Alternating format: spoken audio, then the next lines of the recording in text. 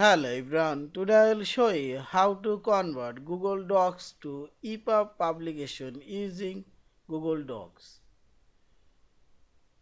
Open your browser and go docs.google.com and sign in your Gmail account and share your file or open.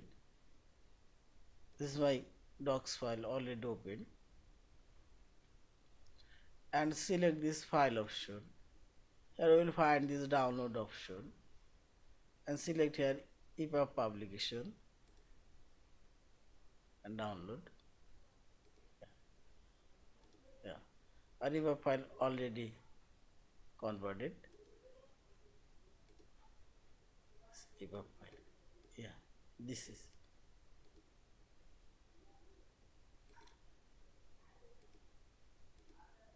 Thank you for watching. Please subscribe, like, share, and comments.